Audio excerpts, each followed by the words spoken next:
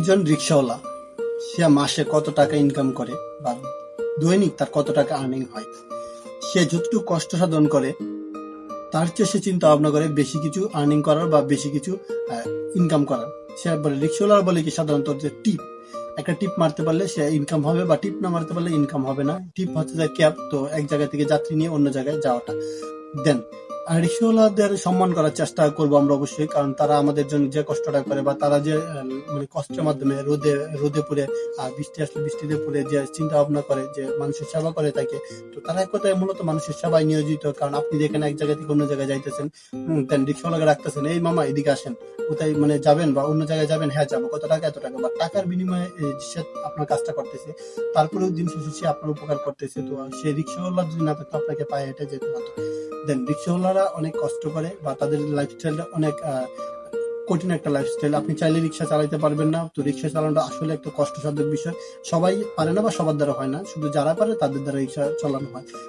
শহরে বিভিন্ন জায়গায় দেখা যায় যে রিক্সা চালকদের অনেক প্যারা পড়ে বা অনেক অত্যাচার হয় তাদের উপরে। বিভিন্ন রকমের যাত্রীরা বিভিন্ন সময় ক্যাপে যায়, বা এদিকে ট্রাফিক পুলিশের প্যারা তো আছে তাদের। আর বিভিন্ন শহরের যানজট এগুলা তাদেরকে ওভারকাম করতে হয়।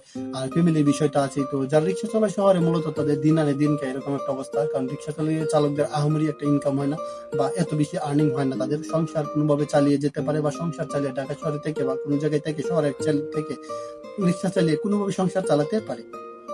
দেন রিক্সা চালকরা কতটুকু সুখী, তারা যে এতটা কষ্ট করে সারাদিন পরিবারের জন্য, বা পরিবার তাদেরকে নিয়ে কতটা সুখী। তো প্রকৃতপক্ষে যারা একজন রিক্সা চালক রয়েছে তারা আসলে মোটামুটি অনেক সুখী, কারণ তাদের টাকা নেই, টাকার প্যারা নেই। যাদের টাকা আছে তাদের টাকার প্যারা আছে বা টাকার জন্য তাদের ঘুম নেই, আর যাদের টাকা নেই তাদের কোনো চিন্তা ভাবনা নেই বা তাদের কোনো কল্পনাই নেই যে আমার এত টাকা আছে বা এত টাকা করতে হবে।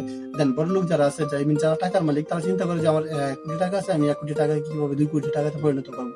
বাট রিক্সাওয়ালা যারা, তারা দিন আনে দিন খায়, তাদের কোনো চিন্তা ভাবনা নেই বা কোনো কল্পনা নেই যে এই করতে হবে সেই করতে হবে।